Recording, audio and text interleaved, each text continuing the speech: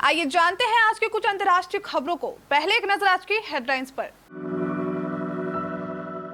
बाबा का ढाबा के मालिक हॉस्पिटल में भर्ती कांता प्रसाद ने सुसाइड की कोशिश की। शराब और नींद की गोलियां खाने के बाद बेहोश हो गए थे। बुजुर्ग पिटाई मामले में ट्विटर इंडिया के एमडी को पुलिस का नोटिस, कहा 7 दिन के अंदर थाने में हाजिर हो।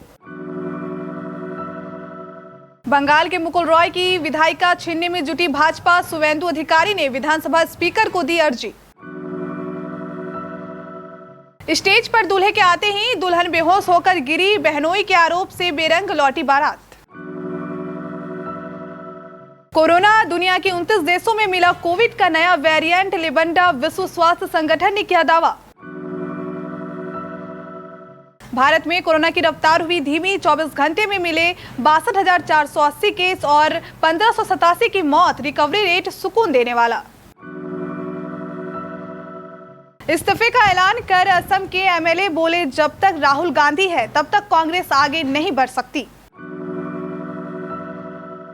ममता के भतीजे अभिषेक बनर्जी को थप्पड़ जड़ने वाले शख्स की मौत, परिवार ने मर्डर बताया। नीना गुप्ता के खुलासे पर सतीश कौशिक ने तोड़ी चुप्पी, खुलकर बताया क्यों किया था शादी के लिए प्रपोज। लेडी सहवाग जो गेंदबाजों के छक्के छुड़ाती है, आतिशी अंदाज से बनाई नई पहचान। राजधानी दिल्ली के मशहूर बाबा का ढाबा के मालिक कांता प्रसाद को गुरुवार रात हॉस्पिटल में भर्ती कराया गया। पुलिस के मुताबिक शराब और नींद की गोलियां खाने के बाद वे बेहोश हो गए थे। उनके बेटे का बयान दर्ज कर लिया गया है। फिलहाल सफदरजंग अस्पताल में उनका इलाज जारी है। शुरुआती जांच में पुलिस ने आशंका जताई है कि उन्होंने आत्महत्या का प्रयास किया है। मामले की जांच चल रही है। मामले में कांता प्रसाद की पत्नी बदामी देवी का कहना है कि मुझे कुछ नहीं पता है, उन्होंने क्या खाया मैंने नहीं देखा, मैं ढाबे पर थी जब वे बेहोश हुए, हम उन्हें हॉस्पिटल लेकर आए। डॉक्टर ने भी अब तक हमें कुछ नहीं बताया है, मुझे नहीं पता कि उनके दिमाग में क्या चल रहा है। गाजियाबाद में बुजुर्ग की पिटाई और दाढ़ी काटने के मामले में ट्विटर पर एक्शन का दायरा बढ़ता ही जा रहा है। गाजियाबाद पुलिस ने ट्विटर इंडिया के मैनेजिंग डायरेक्टर को लीगल नोटिस भेजा है और 7 दिनों के भीतर पुलिस स्टेशन आकर बयान दर्ज कराने को कहा है। ट्विटर पर आरोप है कि बुजुर्ग की पिटाई का वीडियो वायरल होने से समाज में गलत संदेश गया और ट्विटर ने इसे लेकर कोई एक्शन नहीं लिया और इसे वायरल होने दिया। एक मीडिया रिपोर्ट के मुताबिक लोनी में बुजुर्ग की दाढ़ी काटने की घटना में भड़काऊ वीडियो ट्रेंड होने को लेकर पुलिस ने ट्विटर इंडिया के एमडी मनीष माहेश्वरी को नोटिस भेजा है, जिसमें कहा गया है कि उन्हें 7 दिन के अंदर लोनी बॉर्डर थाने में अपना बयान दर्ज कराना होगा। यह नोटिस जांच अधिकारी की ओर से जारी किया गया है। यह मुंबई स्थित कार्यालय के पते पर भेजा गया है।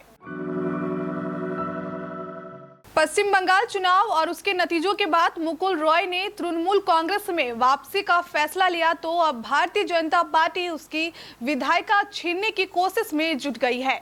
नंदीग्राम से विधायक और विपक्ष के नेता शुवेंदु अधिकारी ने विधानसभा स्पीकर को याचिका दी है। इस याचिका के तहत शुवेंदु अधिकारी ने टीएमसी सांसद मुकुल रॉय की अयोग्यता की मांग की है। कृष्णानगर विधानसभा सीट से विधायक के रूप में चयनित मुकुल रॉय को विधायक के तौर पर अयोग्य ठहराने की मांग की है। इसके लिए विधानसभा स्पीकर को याचिका दी गई है। कन्नौज में जयमाला स्टेज पर दुल्हन बेहोश होकर गिर पड़ी। इस पर दूल्हे के बहनोई ने दुल्हन पर इस तरह का आरोप लगाकर शादी से इनकार कर दिया। इसके बाद दूल्हे समेत बारात लौट गई। इसके बाद दुल्हन के पिता ने अतिरिक्त दहेज मांगने का आरोप पुलिस को तहरीर दी। कोतवाली जिब्रामऊ चौकी सिकंदरपुर के गांव जगतपुर निवासी युवती की शादी जिला मैनपुरी के नवीगंज निवासी देवेंद्र के साथ तय हुई थी। 16 जून को देवेंद्र बारात लेकर गांव जगतपुर पहुंचे। वहां धूमधाम से शादी की तैयारियां की गई। द्वारचार के बाद वरमाला के समय दुल्हन स्टेज पर बेहोश होकर गिर पड़ी। इससे अफरा तफरी मच गई। स्वजन ने भीषण गर्मी व प्यास की वजह से गिर जाने की बात कही।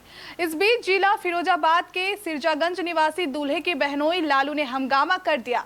उन्होंने दुल्हन को बीमार बताते हुए ऊपरी बाधा का आरोप लगाया। पहले से ही इसकी जानकारी होने की भी बात कही। कोरोना को लेकर हर दिन नए शोध और अध्ययन किया जा रहा है ताकि कोरोना की उत्पत्ति के बारे में ज्यादा से ज्यादा जानकारी मिल सके।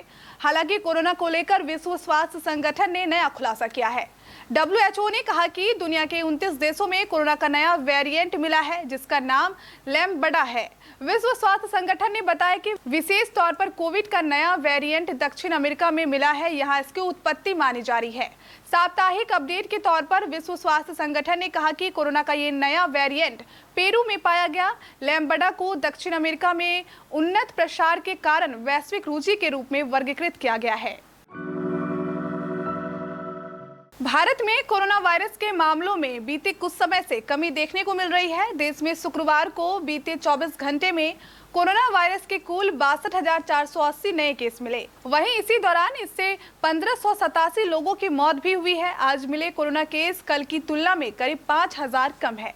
यहाँ ध्यान देने वाली बात है कि देश में एक्टिव केस अपने 73 दिन के सबसे निचले स्तर पर है और यह आंकड़ा घटकर 7,98,656 आ गया है।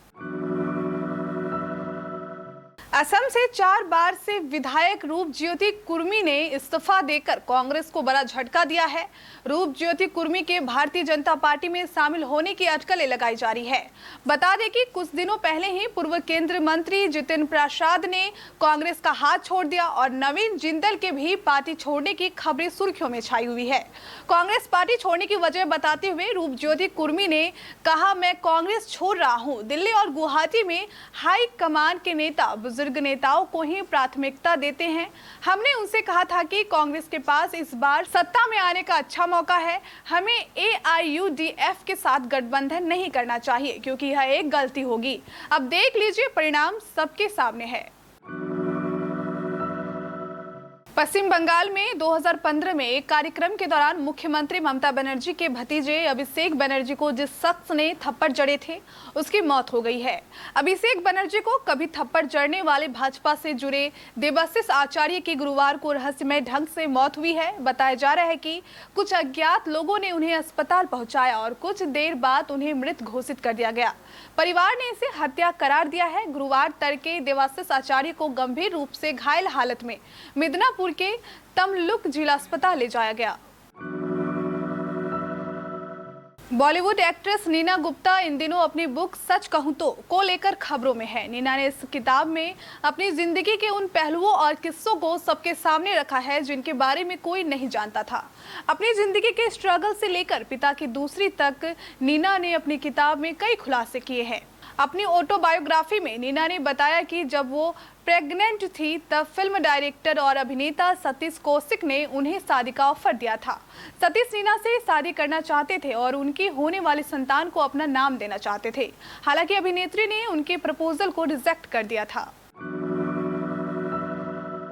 टेस्ट क्रिकेट को वनडे क्रिकेट, वनडे क्रिकेट को T20 क्रिकेट, T20 क्रिकेट को T10 और T10 क्रिकेट को कुछ ही गेंदों का खेल समझने वाले वीरेंद्र सहवाग भले ही अंतर्राष्ट्रीय क्रिकेट को अलविदा कह चुके हैं, लेकिन उन्हीं की शैली का एक खिलाड़ी भारतीय टीम को मिल चुका है। भारतीय पुरुष टीम में जिस तरह वीरेंद्र सहवाग का दबदबा एक ओपनर के तौर पर रहता था, उसी तरह का हौसला और दबदबा आज भारतीय महिला टीम की 17 साल की ओपनर बल्लेबाज शेफाली वर्मा का है।